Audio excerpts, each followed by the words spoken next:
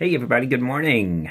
Today we're looking at 1 Chronicles chapter number 15, and we see that the ark is brought into the city of David. The ark is, my Bible says that the ark is brought into Jerusalem, and King David leads all of this, and he appoints the Levites, he appoints the singers, and he does all of this, and gives us an insight into how he does all of this, and of course, since we're in Chronicles, it names, gives a decent amount of names of who is involved and stuff like that. But you remember what we've been talking about the past few days. We go to preparation for battle, how to succeed in life, and stuff like that. And it looks like today's chapter gives us a couple tips on, helps us to learn about doing work for God. It gives us some stuff that we need to do before we do God's work. And I'm going to go ahead and just read a few different things here. It says in verse 12, David said to them, "Sanctify yourselves." Now, in sanctification, there's two schools of thought. Some people think that sanctification is a one-time deal. Some people think that sanctification is a lifetime deal. It's both. It's actually both. I mean, when you become saved, when you give your life to Christ, there's a sanctification that he does, which is over your spirit, man. And that is a cleansing that you can't do yourself. This is not your job. It's his job. It's a cleansing of the spirit, okay? Now, the sanctification that you're responsible for is the sanctification of your soul. Now, your soul and your spirit are two different things. If you read Genesis 2:7, you'll see that. They're two different things, that we are three-part, we're body, spirit, soul. Did you read that sanctification of your soul?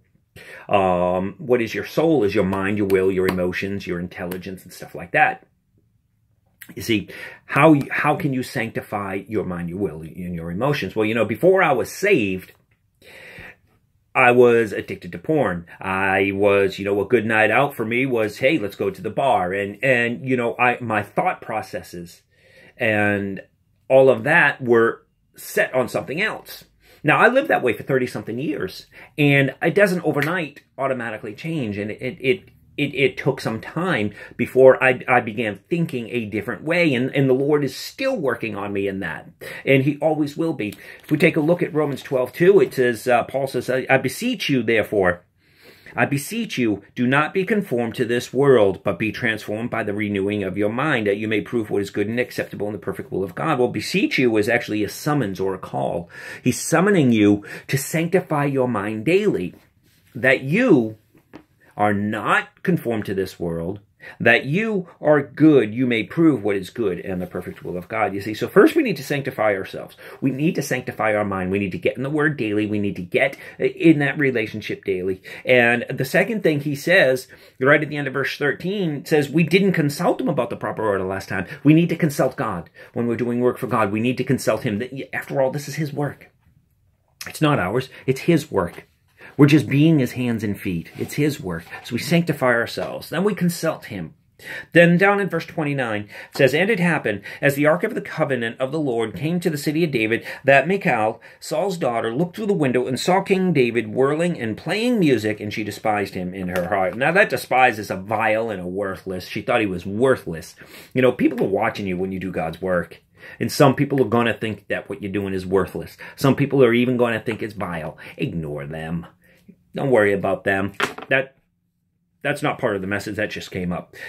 But verse 29, you see that David, he's whirling and playing music. What does he do? David gets himself involved with everybody else. You see, to man, David was a king. But to God, David was a man, just doing what he was called to do. You see, when in the eyes of God, none of us are more important. None of our jobs are more important than the others. The man who sweeps the floor and vacuums the rugs in the church is just as important as the pastor who is sitting in the office studying the word, just as important as the person who is opening the door, just as important as the person leading a Bible study on Wednesdays, Thursday nights, whatever it is. We're all the same. We are all humble before God. None of us are more important. It's men that lift each other up in places where they don't ought to be. You see, that is why Michal despised David, because she thought he was a king and ought to have lifted himself up higher than the others and not done what they did. But that's not it in God's eyes. We're all humble servants no matter what job we do. You see, God has given some of us greater responsibility than others, yes. But that doesn't mean that they're any more worthful. It doesn't mean that what you do doesn't make you better than anybody else. In God's eyes, we're all sons and daughters and we're all children. I don't have children, but if I did, if I had a house full, if I had a football team of children, I don't believe that I would look at any one of them and say, you're better than the rest. I don't think I'd look at any one of them and say, you know what? Don't worry about the rest. What you do is more important. I don't think that would happen. And I can't see how God would do that either. I don't see any evidence of that. So, but anyhow, sanctify yourselves. You want to do the Lord's work? Sanctify yourselves. Work on that. You see, I have 30-something years of memories up in here that need to come out and need to get sanctified into godly memories. Consult Him and be humble. I love you all. Have a super day.